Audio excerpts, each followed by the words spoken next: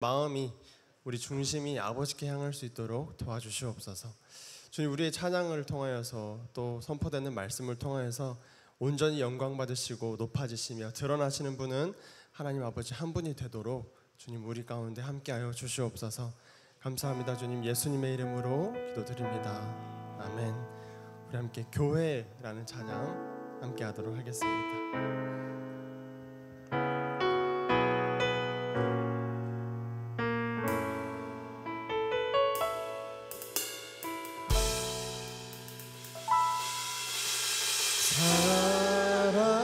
사랑이 넘치기보다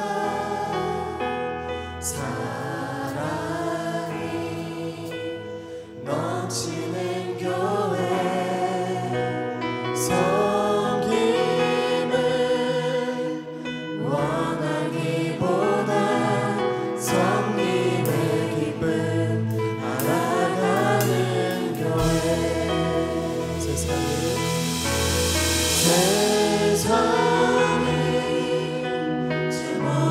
주목하기보다 주님이 주목하는 교회 화려한 겉모습보다 중심이 주를 향한 교회 주님이 피로 사신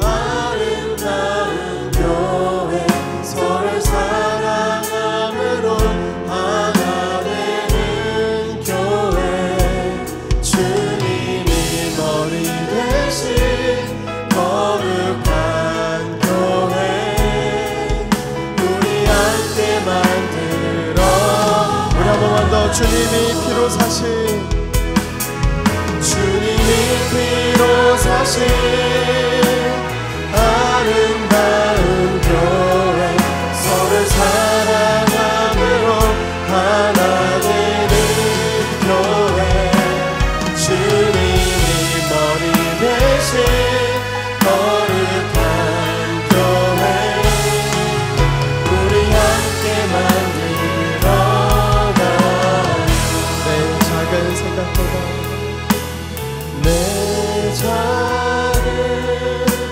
생각보다 더 하나 되네 소중함하는 교회 세상에 알려지기보다 서로가 서로 깊이 하는 교회 주님이 피로 사신 주님이 피로 사신 아름다운 교회 서로를 사랑함으로 하나 되는 교회 주님이 머리 대신 거룩한 교회 우리 함께 만들어가 주님이 피로 사신 주님이 피로 사신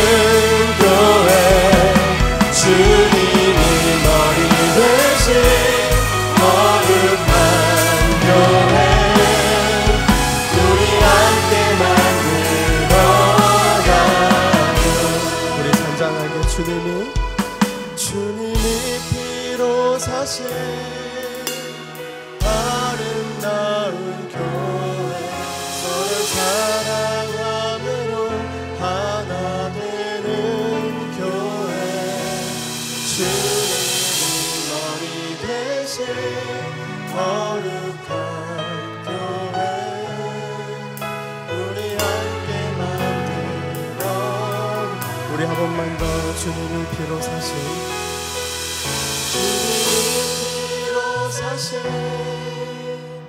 아름다운 교회 서로 사랑함으로 하나 되는 교회 주님이 머리 되신 거룩한 교회 우리 함께 만들어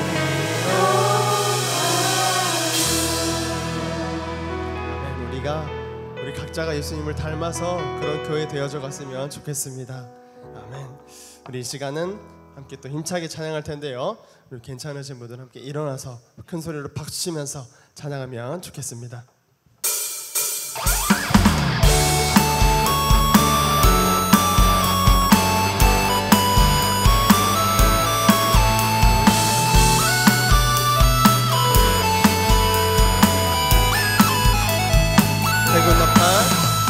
나팔 소리에 주의 호령 났으니 십자가의 군기를 높이 들고 나가세 서로 싸우고 의의 멸류관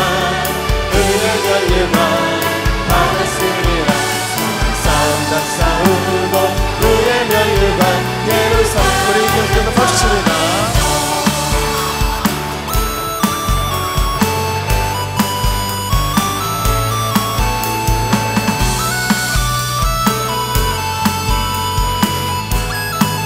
악한 마귀 권세 악한 마귀 권세를 모두 깨쳐버리고 승리하신 주님과 승전가를 부르세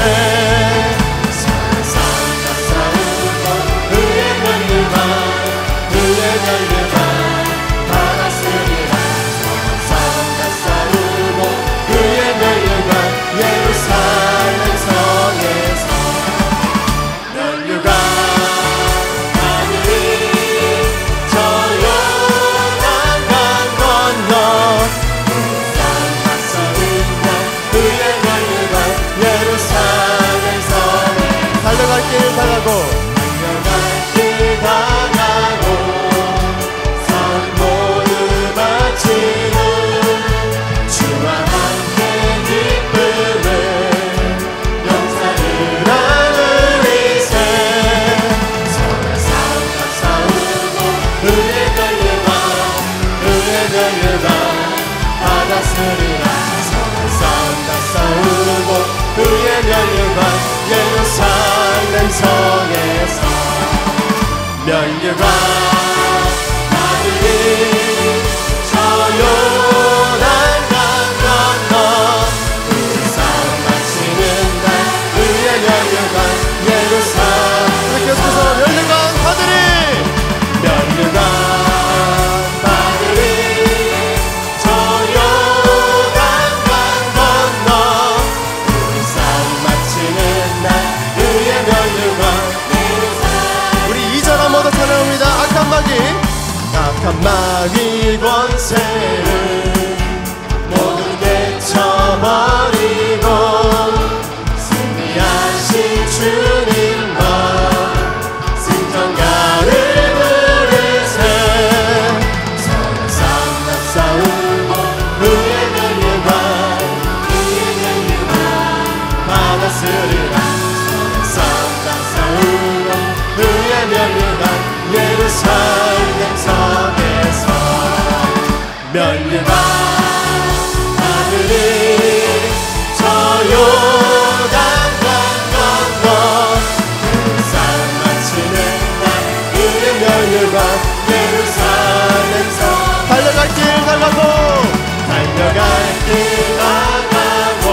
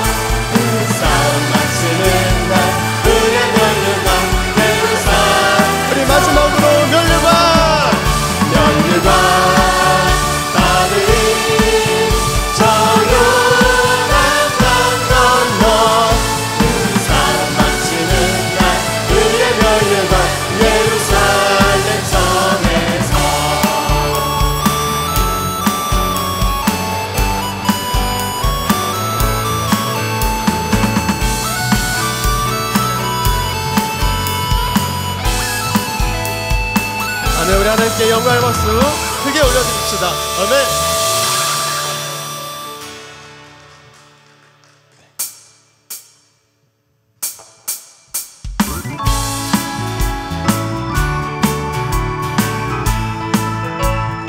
오랫동안 뭐든 죄 가운데 빠져 더럽기가 하나 없던 우리들 아무 공로 없이 구원함을 얻어 하나님의 자녀 지금 되었네. 주의 그 사랑 한량 없도다 찬송할지어다 예수의 공로. 주의 그 사랑 한량 없도다 찬송할지어다 예수. 주의 보혈로서 주의 보혈로서 정결하게 씻어 죄악에서 떠난 몸이 되었고 세상 근심들은 방법 없어지니 하나님의 빛이 영원롭도다. 주의 그 사랑 한량 없도다 찬송할지어다 예수의 공로. 주의 그 사랑 한량 없도다 찬송할지어다 예수. 죄의 깊은 잠과 죄의 깊은 잠과 이 세상의 꿈을 어서 깰지어다 나의 친구여. 은혜 받은 날과 구원 얻을 때가 지금 온 세상에 선포되었네. 주의 그 사랑 한량 없도다 찬송할지어다 예수의 공로.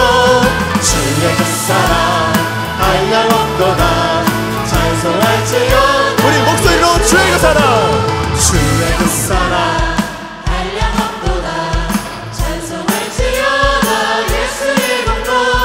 주의 그 사랑 한량 없도다 찬송할지어다 예수의 주의 그 사랑 주의 그 사랑 한량 없도다 아멘. 찬송할지어다 예수의 공로.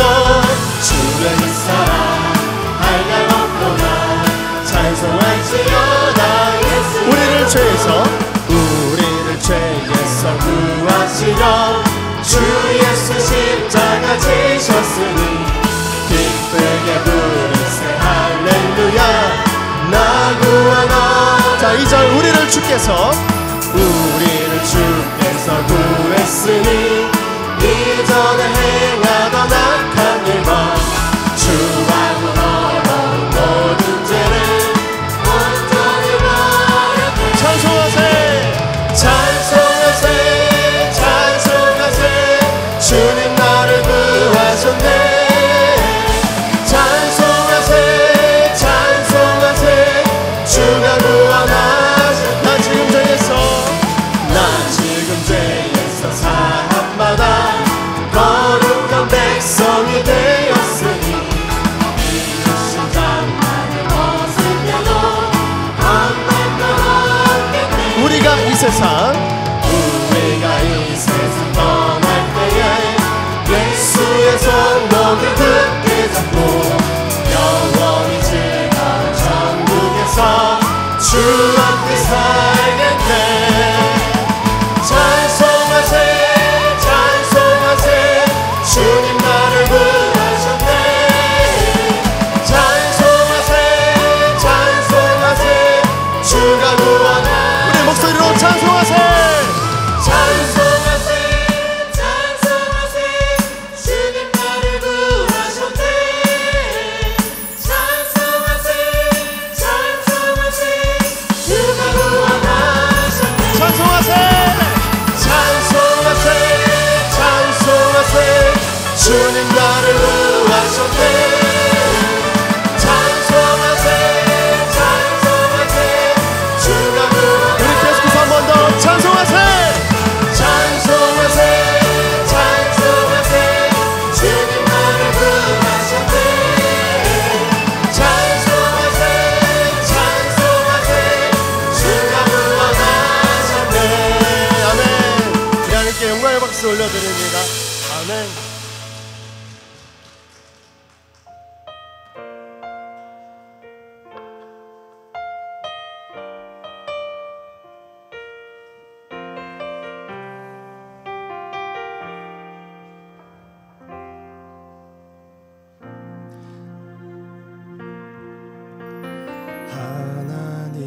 하나님이시여 하나님이시여 주는 나의 하나님이시로다 나의 몸과 마음 주를 갈망하며 이제 내가 주께 고백하는 말 여호와는 나의 빛이요 여호와는 나의 구원이시니 내가 누구를 두려워하리요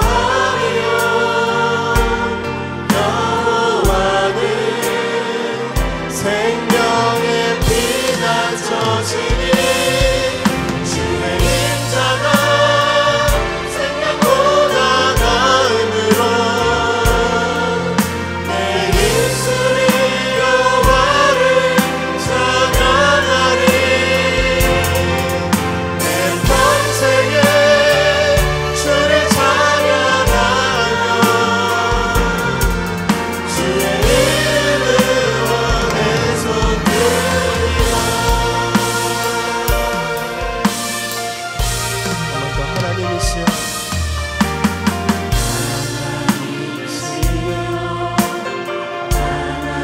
하나님이시여 주는 나의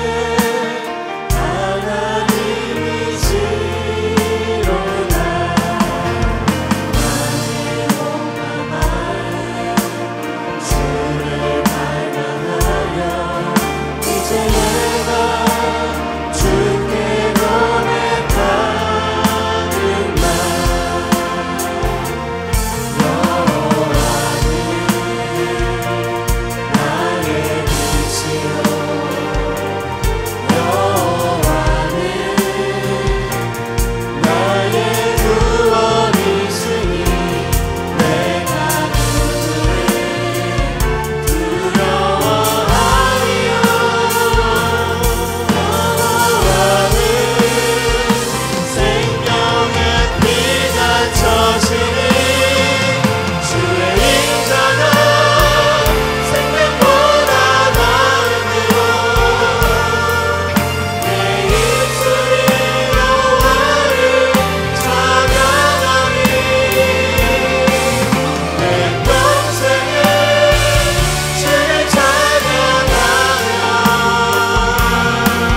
주의 이름으로 내 손을 주의 임자가 생명보다 나음으로 주의 임자가 생명보다 나음으로 내 입술이 여호와를 찬양하리 내 평생에 주를 찬양하며 주의 이름으로 우리 계속해서 찬양합니다 주의 인자가 생명보다 나음으로 주의 인자가 생명보다 나음으로 내 입술이 여호와를 찬양하리 내 평생에 주를 찬양하며 주의 이름으로 우리 마지막으로 전심으로 고백합니다 주의 인자가 생명보다 나음으로 내 입술이 여호와를 찬양하리 내 평생에 주를 찬양하며 주의 이름으로 내 손 들리라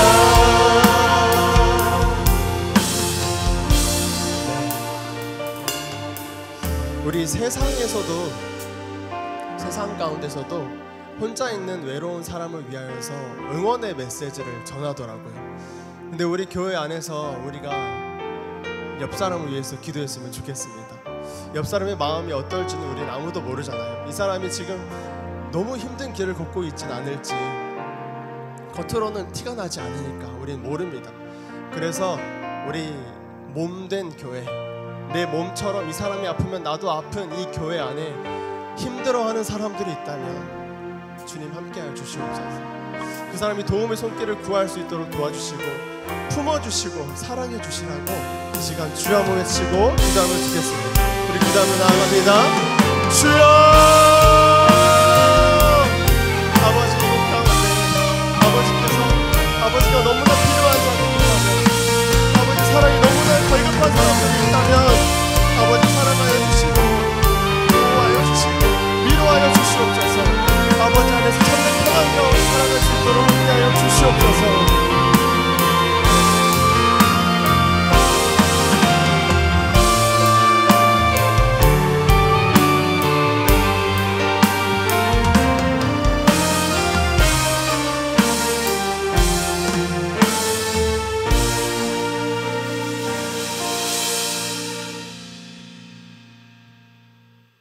기도하겠습니다. 사랑과 은혜가 풍성하신 하나님 아버지, 창세전 그리스도 안에서 우리를 택하사 자녀 삼으시고 주 앞에 거룩하고 흠없이 서길 원하셨던 주님의 깊으신 뜻과 우리를 먼저 사랑하신 크신 은혜에 감사와 찬양을 올려드립니다. 이 시간 저희가 주일 오후 찬양 예배로서 주님 앞에 담대히 나아감도 전적인 주님의 은혜이며 십자가에서 흘리신 보혈의 공로임을 고백합니다. 그러나 지난 한 주간도 저희들 주님의 그늘을 외면한 채 폭염 속에서도 자신의 의지만을 고집하며 살려 했던 교만함을 이 시간에 회개합니다. 우리에게 참된 피난처가 되시며 폭양을 피하는 그늘이 되사 쉼을 주시는 주님을 등한시하고 세상 일로 분주하며 염려에 휩싸여 살았던 우리 삶을 주님 불쌍히 여겨주시고 다시 주님 품 안으로 돌아가게 하시옵소서. 우리 삶 가운데 시련이 닥쳐올 때, 상처로 인해 마음이 타들어갈 때 주께서 폭양을 피하는 그늘이 되어주시옵소서. 우리의 가정 위에, 일터와 교회 위에, 그리고 민족과 열방 위에 시원한 그늘을 드리워 주시옵소서. 우리 그 그늘 아래서 가쁜 쉼을 고르고 기도하며 다시 일어설 힘을 얻게 될 줄 믿습니다.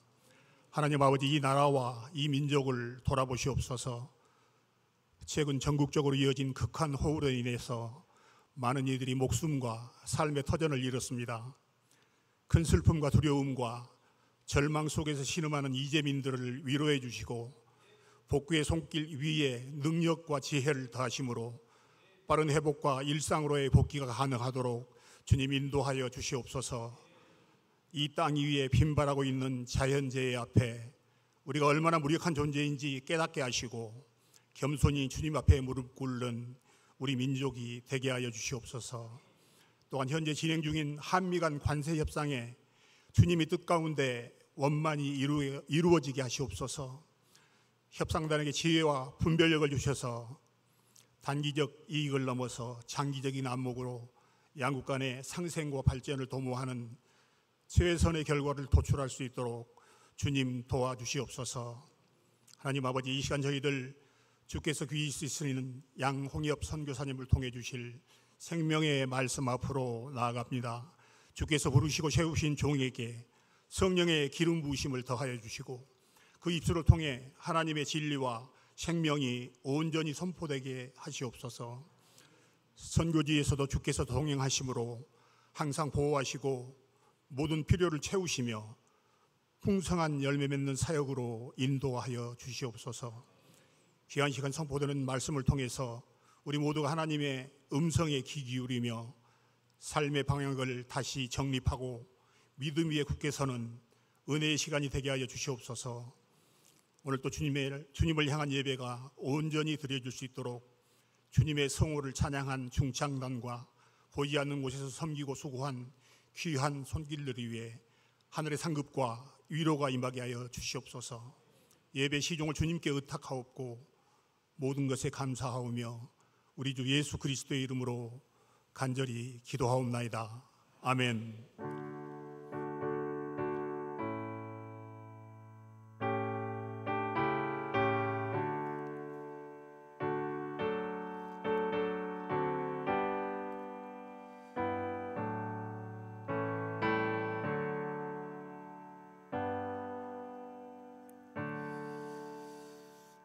우리 하나님 말씀 같이 보겠습니다. 창세기 12장 1절에서 3절, 사도행전 8장 1절에서 4절. 먼저 창세기 12장 1절에서 3절입니다. 제가 한 절, 여러분들이 한 절, 마지막 같이 합니다. 여호와께서 아브라함에게 이르시되 너는 너의 고향과 친척과 아버지 집을 떠나 내가 너에게 보여줄 땅으로 가라. 내가 너로 큰 민족을 이루고 내게 복을 주어 내 이름을 창대케 하리니 너는 복의 근원이 같이 될지라. 읽습니다. 너를 축복하는 자에게는 내가 복을 내리고 너를 저주하는 자에게는 내가 저주하리니 땅의 모든 족속이 너로 말미암아 복을 얻을 것이라 하신지라. 아멘. 한 절 더 읽습니다. 사도행전 8장 1절에서 4절입니다. 이것은 여러분 제 같이 하겠습니다. 먼저 제가 사도행전 8장 1절 읽겠습니다. 사울이 그가 죽임을 당함을 마땅히 여기더라. 그날에 예루살렘에 있는 교회에 큰 박해가 있어 사도 후에 다 유대와 사마리아 모든 땅으로 흩어지니라. 경건한 사람들이 스데반을 장사하고 위하여 크게 울더라. 사울이 교회를 잔멸할새 각 집에 들어가 남녀를 끌어다가 옥에 넘기니라. 그 터진 사람들이 두루 다니며 복음의 말씀을 전할세. 마쳤습니다. 오늘 강사님은 아주 세계적으로 유명하신 분입니다. 그분이 저하고 동창입니다.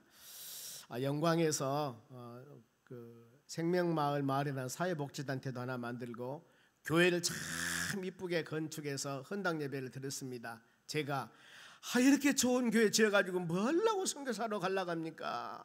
여기서 목회도 충분히 할 텐데 그랬더니 아닙니다. 놔두세요. 갈랍니다. 그래서 중국으로 가셔가지고 열심히 목회하시다가 또 캐나다로 가셔가지고 미국으로 가셔가지고 중국 사람들의 교회를 개척해가지고 부흥시켜가지고 또 거기 있을 소냐 캐나다에 또 불러가지고 열심히 사회 감당하는데 캐나다에서는 어마어마한 사역을 하고 있습니다. 아마 오늘 선교 보고 놀라운 은혜 있을 줄 믿습니다. 여러분 은혜 받으시기 바랍니다. 할렐루야. 목사님 소개합니다. 할렐루야. 반갑습니다. 우리 늘 이렇게 이장은 목사님 신학교는 같이 다녔지만 늘 형님 같고 늘 이렇게 찾아오면은 포근한 품 같아서 감사를 드리고요. 너무 과찬을 하셨는데 우리 이장은 목사님에 비하면 뒤에 발꿈치 따라가기도 힘들 정도로 부족한데 그렇게 칭찬해서 격려의 말씀을 생각하고 감사를 드립니다. 네, 늘 여러분 이렇게 기도해 주시고 후원해 주신 것 너무너무 감사해요. 그래서 제가 어쩌면 그 기도의 힘 때문에 하나님의 은혜로 사역을 해나갈 수 있지 않나 하는 생각이 듭니다. 먼저 제가 감사 인사를 드리고 말씀드려요. 고맙습니다.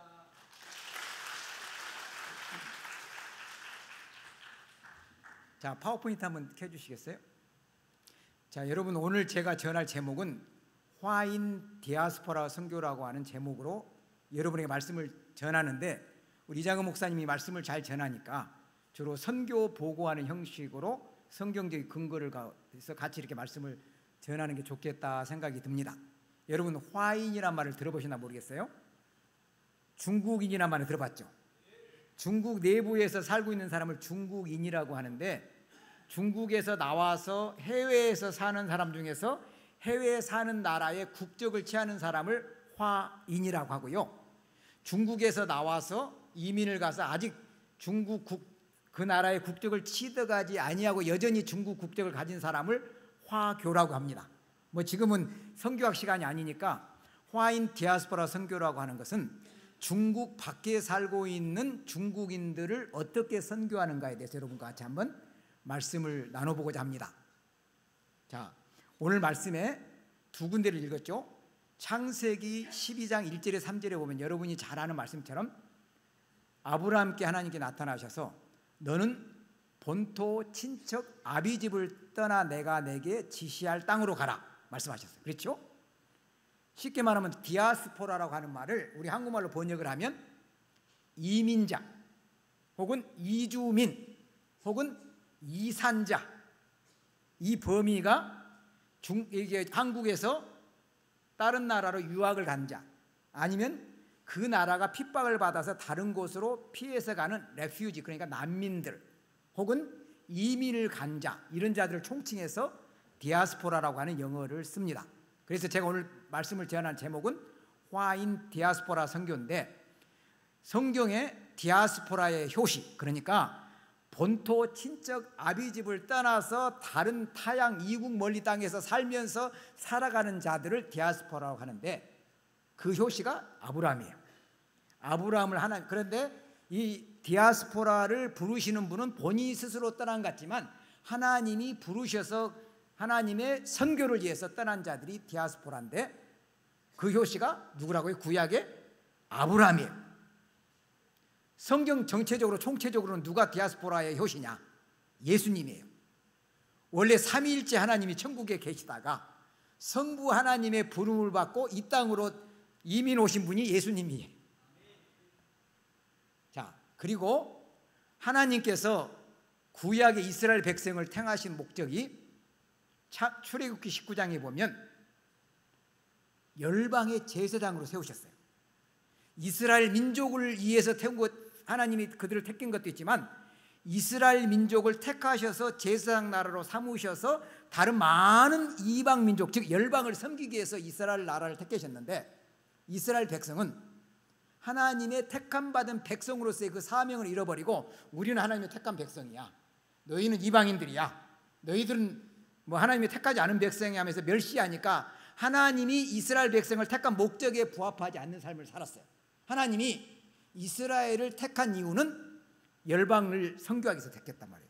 그런데 그렇게 살지 않으니까 하나님은 하나님의 백성이 말을 듣지 않으면 매를 대서라도 선교하세요. 하나님은 선교하시는 하나님이에요.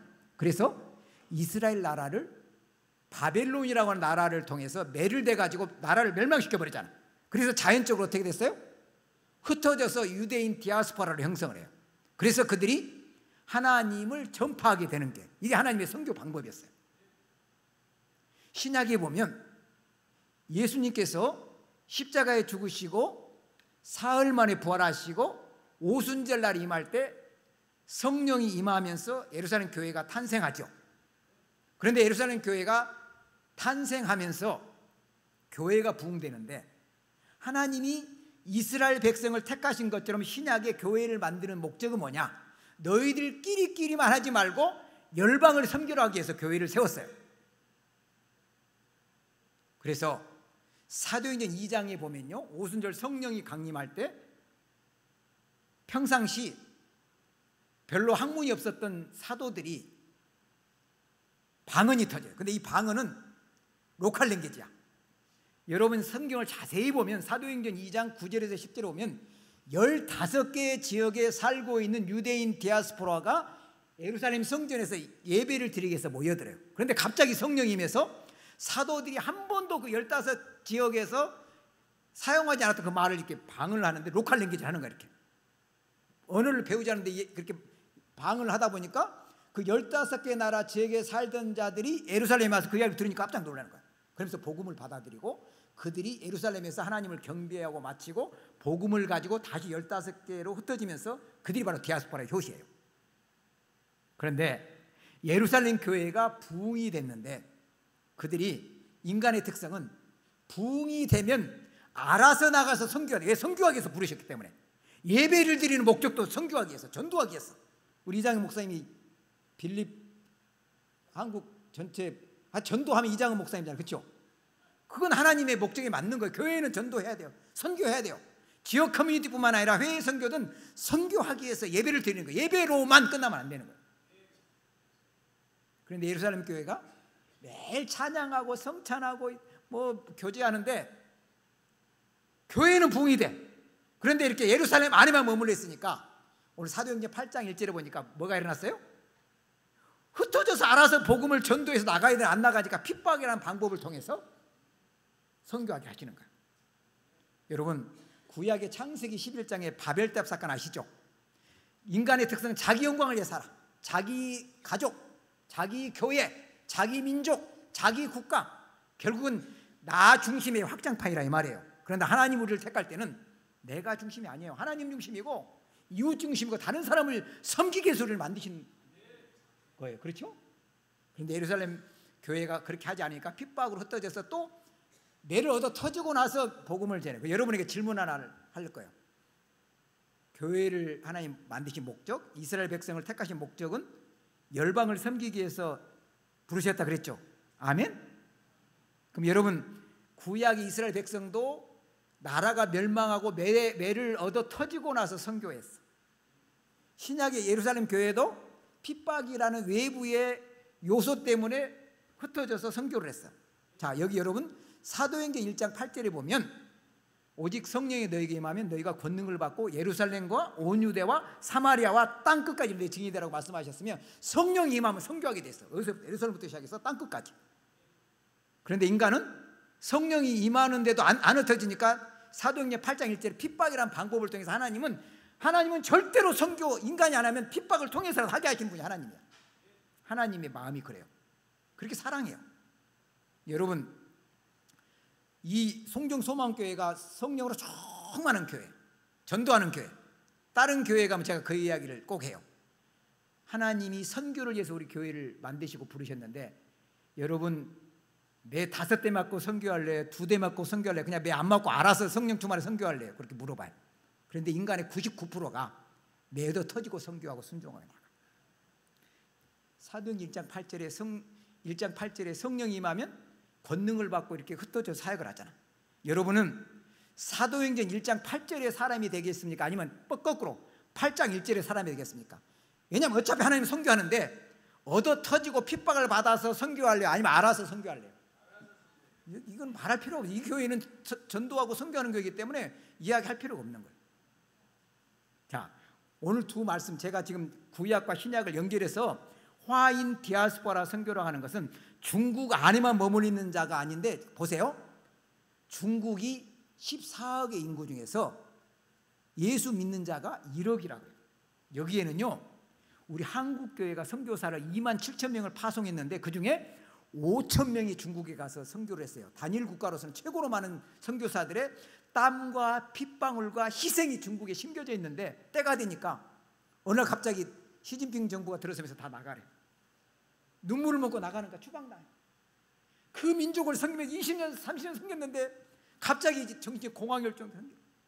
근데 가만히 생각해, 성경을 보면 중국 안에 있는 중국 사람은 섬기는 게 아니라 중국 밖에 있는 중국을 섬겨야 되는데, 왜냐하면요, 중국 안에는 14억 중에 1억이 섬기면요, 프로테이지로 따질 때 굉장히 4% 5% 이상 돼요.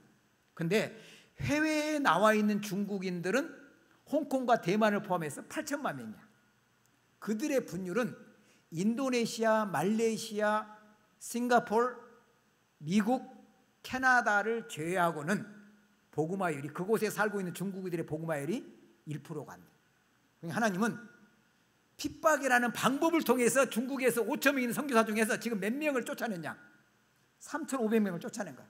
근데 그 중에 일부는 한국에 나와서 어찌할꼬 하고 살고, 어떤 분들은 내가 중국 영혼을 너무너무 사랑하기 때문에 해외에 나가서 중국인 사역을 하는 부류가 있는데, 그 사역이 그 1%도 안 된 해외에 사는 중국인들에게 복음을 전하는데, 한국인들은 이 DNA가 기도하잖아. 기도 영성으로 가서 그냥 전도하는 거야.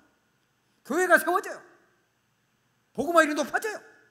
중국인들은 그게 안 돼. 교회가 세워진 것을 유지하는 건 되는데, 뭔가 돌파해서 개척하는 것은 한국 선교사들이 1등이에요. 기도하는 사람들이기 때문에. 그래서 하나님이 하나님의 때에 시진핑 정부가 들어서면서 2018년도에 신종교 사무조례가 생기면서 대거 탈출을 하고 나서 추방을 당해서 지금 해외로 흩어져서 중국을 사역을 하는데, 저는 중국에서 추방당해서 나온 게 아니라 그 전에 미국에 가서 공부를 하면서 중국인을 나는 이해도 못했어요. 미국 가면 한인교회를 해야 되잖아. 한국 사람이니까. 공부를 마치면 한국에 왔든 뭐 이렇게 해야 되는데 계속 중국인 사역을 시켰는데 나중에 알고 보니까 하나님의 계획이 있었더라. 그 3천 몇백 명이 추방당한 그 사람들이 길을 열게 하시려고 미국에서 중국인 교회를 12년 동안 섬기게 하고 또 그때 다시 중국이나 다른 곳으로 가려고 했는데 캐나다에서 또 중국인 교회 개척을 부름받아서 그쪽에 가서 중국인 교회 개척도 하지만 중국에서 추방당하고 중국에 들어가지 못한 그 3,500명에 대한 길을 열게끔 하는 일을 하시려고 미국에 지금 19년째 그 북미에서 19년째 살고 있어요. 근데 아직 한참 진행 중에 있습니다. 자, 오늘 말씀을 전할 순서는 디아스포라 선교가 무엇인가? 두 번째, 화인 디아스포라 선교는 어떤 것인가? 세 번째는 우리 중국에서 추방당해서 해외에서 중국인 사역을 하는 화인 사역을 하는 그 네트워크에 그걸 제가 코로나 기간에 어떻게 하나님 은혜 중에서 그 일을 이렇게 만들어져 가지고 그 사역을 섬기고 있는데 이 한인 선교사들의 화인 디아스포라 선교 사역이라는 순서로 여러분 간략하게 말씀을 나누려고 합니다. 조금 전에 말씀드렸던 것처럼 디아스포라의 선교 사역을 하는 것은 우리 세계의 선교학계의 거성이었던 랄프 인터 박사에 의하면 20세기 말의 최고의 선교 전략은 미전도 종족 선교였어요. Unreached people 선교였어요. 그런데 미전도 종족이라는 개념은 어느 민족이나 어느 종족이 복음화율이 2% 이하 되는 민족을 미전도 종족이라. 그래서 우리가 선교를 할 때 미전도 종족부터 선교를 하고 그걸 입양해서 우리가 기도하면서 그쪽 선교사를 파송하는 거예요. 그런데 21세기가 되면서 교통과 통신이 발달하면서요, 사람이 이주민들이 많아. 이민자들도 많고 여행하는 자들도 갈수록 많아졌어요. 제가 보니까 이제 한국에서 일본 여행하는 것은 국내 여행과 좀 비행기값도 싸고 많이 다니는데 1년에 몇백 명만 다닌다 그래요. 무슨 이야기냐? 그만큼 이주민들이 많아지는 시대가 돼서 21세기의 선교는 중요한 선교 전략이 이제 바뀌었어요. 미전도 종족에서. 어떤 선교냐? 굳이 내가 그리 가지 않더라도 내가 송정리에 와보니까 송정리에 파키스탄, 저기 중국, 뭐 동남아에 있는 사람들이 자기들 비행기표 끊어서 이거 와 있어요.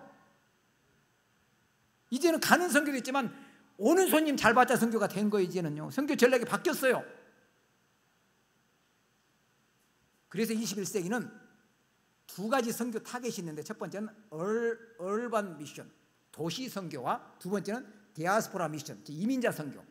도시 이주민 선교가 21세기 최고의 핫 이슈예요 지금. 그래서 오늘 그런 디아스포라 선교에 대해서 여러분의 말씀을 나누려고 합니다. 조금 전에 이야기했던 이 디아스포라는 이주민, 난민, 유학생 그런 부류를 말하는데 한국에서 계속해서 사는 사람은 진리를 수호하고 뭔가 지키는 사람들은 아주 은사가 있어요. 그런데 여행을 많이 하고 고국을 본토 친척 아비집을 떠난 사람은 그런 부분은 약한데 수용성이 굉장히 강해요. 왜? 살아야 되니까. 그 문화를 받아들여야 없는 거예요. 그래서 선교적인 관점으로 봤을 때 이민자의 삶을 사는 사람이 선교적인 자원으로서 최고의 자원이에요. 왜? 그 나라에 살면 그 나라 언어가 돼야 되고 한국어가 되기 때문에 기본적으로 이중 언어가 돼. 문화에 적응이 돼 있어. 그러면 복음 전하는데 최고의 요소가 되는 거죠. 그래서 21세기의 선교 전략은 디아스포라 선교다. 저는 참 이렇게 송정리 올 때마다, 송정 소망교 올 때마다 이거 공단에 있는 많은 외국인들이나 이렇게 본인들이 비행기표 들어서 온 이 손님들을 우리가 대접을 잘해야 되는데 하는 생각이 들 아쉬움이 들어요. 이건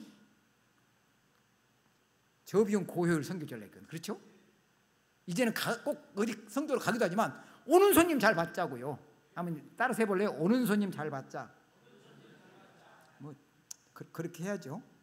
자, 그렇다 그러면 이 디아스포라 선교가 중요한데 그 디아스포라의 선교의 성경적 근거는 어떻게 되냐? 조금 전에 제가 아브라함 이야기했어요. 아브라함이 이주민 선교, 즉 디아스포라 선교의 효시였고, 그 다음에 그 아브라함에게 축복하는 자는 축복하고 아브라함이 저주하는 자는 저주한다 그랬잖아요. 그만큼 선교사로 세운 거예요, 아브라함을. 그런데 아브라함뿐만 아니라 성경을 자세히 연구해 보면 요셉 보세요.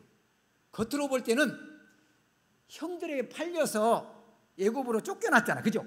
그런데 하나님의 관점은 인간적으로 쫓겨난 방법이지만 하나님은 미리 애굽으로 보내서 그 나라와 민족과 가족들을 구원하기 위해서 애굽을 보냈던 디아스포라였어요, 요셉은요. 다니엘 보세요. 다니엘도 바벨론 포로 이후로 갔는데 그 나라에서 그 나라 사람도 아닌데 뭐가 돼? 총리가 됐잖아. 디아스포라였단 말이에요. 이민자였어요. 뭐 에스더도 왕국이 됐잖아요. 유대인인 디아스포라에서. 성경을 자세히 창세기부터 연구해 보면요, 이 디아스포라를 쓰신 하나님, 바벨론 포로로 흩어졌지만 유대인들은 어디 가든지 가면 꼭 회당을 만들, 시나고교라고 하는 회당, 신앙 중심의 공동체, 유대인 공동체, 유대인 주이시 디아스포라 공동체는. 그런데 그렇게 살아가면서 하나님이 선교를 하셨던 그런 성경적 근거가 있고, 신약에서도 조금 전에 이야기했던 사도행전 1장 8절과 그다음 오순절 성령의 사건과 핍박으로 이렇게 흩어졌던 사건을, 성경을 신약과 구약을 보면 이 디아스포라 선교 사역이 지금 있는 핫 이슈의 선교 사역도 있지만 성경이 원래 그렇게 선교를 했다 그 말이에요. 또한 예수님 다음으로 최고의 선교사 중에 한 분은 바울이잖아요. 바울은 길리기아, 유대인이었지만 길리기아 다소에서 태어났던 유대인 디아스포라 2세 3세였잖아요. 언어가 당시 국제 공용어였던 헬라의 코이네라는 그 헬라어와 아람어와 로마의 시민권을 가졌고 또 히브리어가 능통했던, 선교적으로 하나님이 그 바울을 택했지만 그 전에 바벨론 포로로 다 잡혀가서 유대인 공동체들이 각 나라마다 형성이 되는데 가서 뭐가 되어 있냐면 회당들을 다 지어놨는데 사도 바울이 가만히 보면 유대인들이 있으면 선교 전략들 어디로 갔어요? 회당으로 갔단 말이에요. 회당에 가서 복음을 전해. 하나님이 또 로마라는 나라는 도로망이 굉장히 팍스 로마나라고요. 도로가 잘 깔려서 복음을 전하기 위해서 도로를 잘 이렇게 하나님이 닦아놨고 치안도 안전되어 있고 있어서 하나님께서 선교적인 모든 준비를 잘 해놓고 마지막 바울을 택해서 그 세계 선교 사역을 해나갔어요. 결국은 뭐냐? 사람이 선교하는 것 같지만 하나님이 선교를 하세요. 내가 선교 안 하면 다른 사람 통해서 하실 거예요. 내가 그 일 안 하면 돌들을 소리쳐서 선교하실 거예요. 전도합시다. 전도합시다. 아멘. 자, 그래서 하나님은 사도 바울도 이민자 선교에 아주 중요한 역할을 한 사람이었죠. 자, 한번 읽어볼까요? 시작.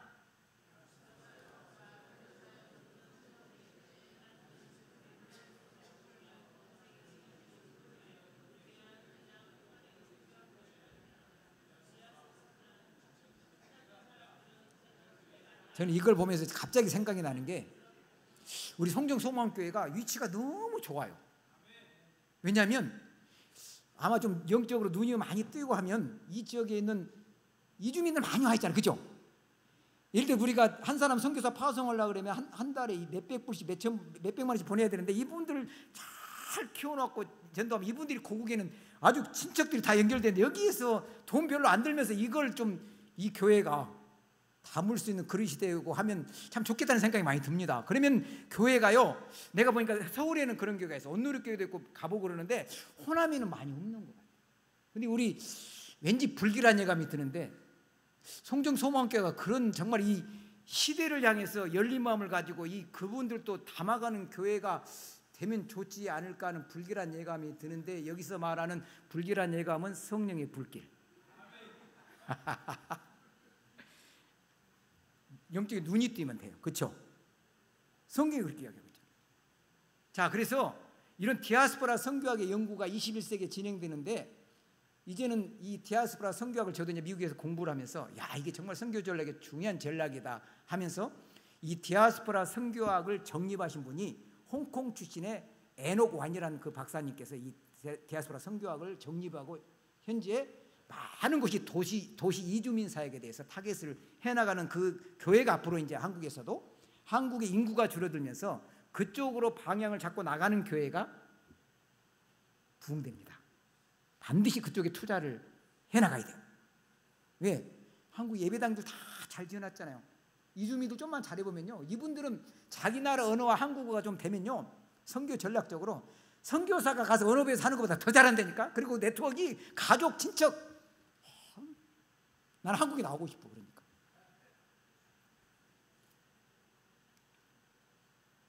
제가 이렇게 오늘 설교를 하다가 준비를 하는데 제가 한국에 좀 일이 있어서 나왔거든요. 그런데 이렇게 한국말을 번역하다가, 원래 중국어로 제가 이렇게 설교를 하다가 이걸 미처 번역을 못해서 죄송합니다. 이렇게 제가 중국말을 뭐 자랑하려는 게 아니고 미처 번역을 못해서 그 디아스포라 선교의 4단계 전략이 있어요. 어떤 사람이 이민을 온다든가 한국에 들어오면 제일로 복음을 전하기 쉬울 때 뭐냐? 정착하기 전에 교회에서 도와주잖아요. 밥만 몇 번 사주고 집 안내만 해주면 예수 믿어버린다니까. 이슬람에 온 사람도 그래요. 그런데 그 사람들이 이곳에 와서 정착을 하고 이쪽에 한국에 영주권 얻고 나면 교회 안 와요. 타이밍이라는 게 있어요, 전도할 때. 그리고 나서 이렇게 전략적으로 1단계, 2단계, 그 다음에 한국에서 만약 영주권이나 시민권을 얻게 된다 그러면 그 다음에 어떻게 할 건가, 그 전략적으로 잘 해나가면요, 이것도 이제는 한국 사람이 영원하라가 아니라 앞으로 21세기 교회는요, 우리 한국에 이 강조했지만 이 인터내셔널 교회가 돼야 돼요. 아멘? 별로 관심이 없으신 것 같아요. 그럼 나 설교 안 하고 갈 거예요. 자, 디아스포라 선교 4단계 전략이 있고요. 제가 지금 하고 있는 사역 중 하나가 중국에서 사역을 하다가 미국에서 사역을 하고 캐나다에서 여전히 저는 한 우물을 팠어요. 그냥 나라는 바꿨어도 유전히 중국 사람들을 향해서 계속 지금 그쪽에 전문가 쪽으로 그냥 한 우물을 봤더니 한 우물을 판 사람은 물이 나오더라고. 그 물 먹고 살더라고요.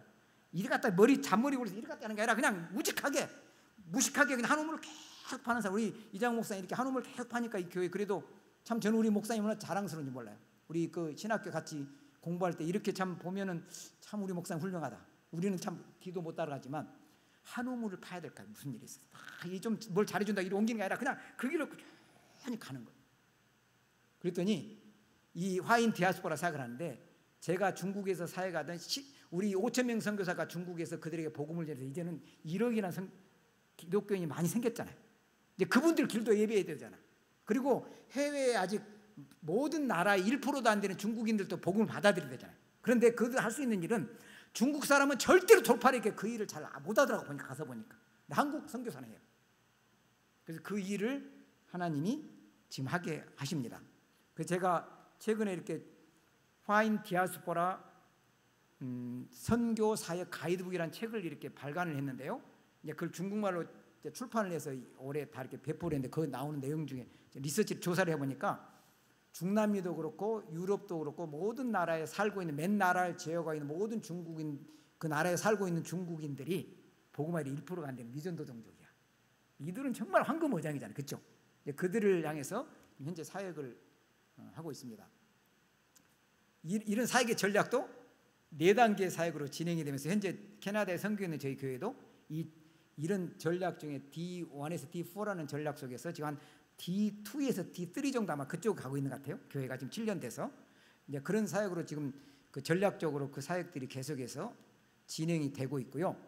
많은 종족 중에서도 미국도 지금 많은 복음화율이 이렇게 떨어지고 하면서 미국에 있는 흑인들, 아프리칸 디아스포라, 그러니까는 그 아프리카인 디아스포라가 흑인들이 예수를 더 잘 믿어. 그들이 백인들이 복음 전하는 시대가 됐고요. 남미 쪽이나 중남미는 라티노 아메리카, 그러니까 그 스페니쉬로 쓰는 그분들에 대한 그 커뮤니티 디아스포라가 있고, 차이니스 디아스포라가 있고, 그 다음에 코리안 디아스포라, 한인 이민교회들이 선교는 한국 교회도 잘하지만 해외에 있는 한인 교회들이 선교는 제일 잘해요. 그래서 모델이 돼. 모든 민족의 모델이 한인 교회, 한국 교회 모델이 되고 있어요. 너무너무 감사해요. 저는 한국인이라는 게 한국인 선교사라는 거기 때문에 해외에 나가 있는 중국인 선교하는 데서 절반을 못 거더라.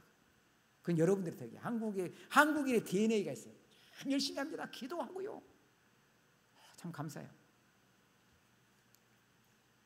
그래서 저는 주로 이제 미국에 있으니까, 캐나다에 있으니까 그 중남미 쪽을 많이 이제 선교를 해요. 저희 교회가 타겟을 해서. 그 작년 4월 달에 그 아르헨티나에 있는 부에노스아이레스라는 수도인데 거기에서 해서 어떻게 하면 중남미에 있는 중국인들을 복음화할까에 대한 전략 회의를 했었어요. 저때 한 140명의 목회자와 지도자들이 참여해서 그 전략 회의에 그 워크숍도 하고 참여를 하면서 계속 지금 전략을 논의하고 있는 중이고요.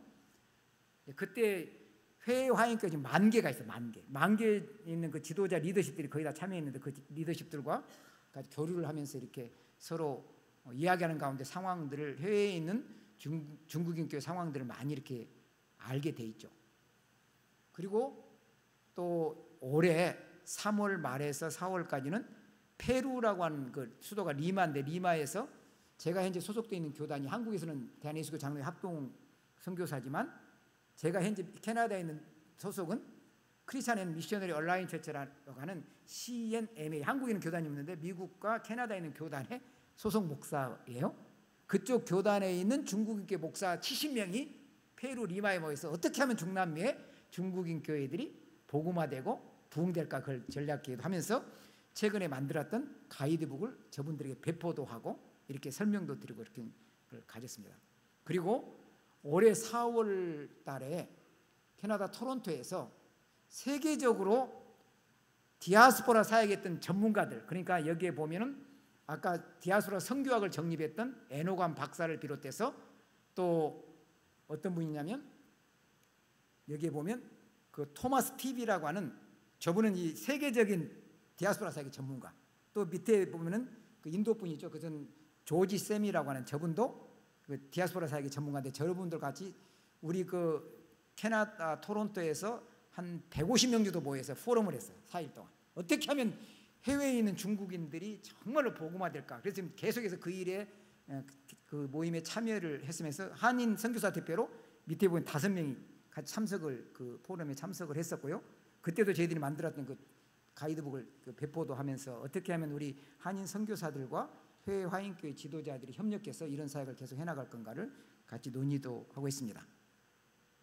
그리고 이제 제가 이제 7월 29일 날 다시 캐나다로 돌아가는데 7월 31일부터 8월 2일까지 7월 30일부터 4일 동안 그 캐나다에 있는 중국인 교회 가장 큰 선교 대회 한 2,000명 모이는데 그 대회에 지금 참석해서 그 어떻게 하면 할까요? 워크숍도 하면서 지금 또 그걸 개발 중에 있으면서 이렇게 연구를 같이 이렇게 하고 있습니다. 이런 상황에 중국에서 철수하고 추방당한 한인 선교사들이 해외에서 사역하는 사람들이 갈수록 많아지면서 그 모임이 자연적으로 결성이 됐는데 그 이름이 여러분 한국말로는 흥기발광 단계, 중국말로 하면 싱치 파광 단치, 영어로 하면 Chinese Diaspora Mission Network이라고 하는 그 한인 중국인 사역, 해외에서 중국인 사역을 하는 그 한인 선교사들의 네트워크 그 모임이 형성이 되어 있는데 싱치 파광이란 말은 우리말로 이사야서 60장 1절 말씀을 근거해서 일어나 빛을 발하라는 모임이 싱치 파광, 우리말로 흥기발광 그 모임에 제가 그 모임을 섬기고 있습니다. 그래서 우리가 하나님의 나라를 한국 교회가 선교하는 것도 있지만 중국 교회와 해외 화인 교회와 협력해서 하나님의 나라를 확장시키는 사역이 굉장히 효과적인 사역인데 그 중국 대륙에 있는 교회의 성도가 1억이고요. 해외 화인 교회가 10,000개 교회가 있는데 다 네트워크가 다 있잖아요. 각 나라면. 그렇죠? 그다음에 그 중간에 불쏘시개처럼 사역을 이렇게 개척하고 돌파할 수 있는 4,000명에서 5,000명의 한인 선교사들이 같이 협력해서 사역을 해나가는 그게 제 꿈이었고 비전이었고 지금 그 일에 그 시작점에서 지금 그 일들을 계속 이렇게 해나가고 있는데 하나님이 그 일을 하시는 것 같아요. 여러분 계속해서 기도만 해주셨으면 감사합니다. 그래서 모든 사역은 기도로부터 시작을 하는데 중국 대륙교회와 해외 화인교회와 우리 5,000명 되는 한인 선교사가 어떻게 하면 연합을 해서 이 일을 해나갈 것인가 각자 은사별로 장점을 살려서 그 일을 해나가려고 하는데요. 이 일은 기도부터 시작한다. 모든 사역은 기도다. 그래서 1년에 한 번 고난주간 때 순환주간 때 일주일간 하루에 2번씩 14번에 온라인으로 줌으로 기도회를 전 세계 중국인 기도회를 지금 올해가 5회째 했죠. 그래서 그 기도를 하면서 계속해서 네트워크가 되면서 그 사역이 진행되는 가운데 이건 바로 그 기도의 홍보 팜플렛이죠. 그리고 나서 올해 이제 해외 화인 사역을 어떻게 할 건가에 대한 선교 가이드북을 만들었는데 그 책을 출판을 말레이시아에 있는 우리 중국인 출판소에서 출판해가지고 전 세계로 지금 배포를 다 했어요. 한국에도 지금 책을 좀 배포를 제가 하고 있는데 배포를 하면서 이제 우리 한인 선교사 중에서 해외에서 추방단 3,500명 중에서 30명을 선발해서 각 나라별로 지역별로 권역별로 사역을 잘하는 사람들을 이렇게 선별해서 그분들이 어떻게 비자를 내고 어떤 지역에 어떻게 했는지 그걸 다 수집을 해서 편집을 해가지고 그 책을 출판을 해서 앞으로 해외 화인 사역을 어떻게 할 건가 가이드북을 만들어서 배포하면서 계속 이렇게 사역이 확장되고 있습니다. 그런데 이 일은 남들에게 선교하라고 하는데 우리가 현재 지금 캐나다에 섬기고 있는 교회 7년 전에 10가정으로 시작한 교회지만 지금 주일날 한 100여 명 좀 더 모인 것 같습니다. 하나님 은혜로. 그런데 그럼 우리 교회부터 내가 섬기는 교회부터 선교하자 해서 아예 개척할 때부터 선교적 교회로 출발했는데 지난 올해 5월 달에 나이가라 폭포 옆에 근교에 있는 브록 유니버시티라고 하는 곳에서 저희 전교인 수련회를 하면서 설립 7주년 감사예배를 드렸거든요. 근데 우리 성도 한 명이 지난 7년 동안 우리 교회가 어떻게 이루어졌는가에 대한 동영상을 한 짧게 5분 정도 만드는 것 같은데 한번 같이 한번 봤으면 좋겠습니다. 그 클릭하면 해주실래요? 방송실?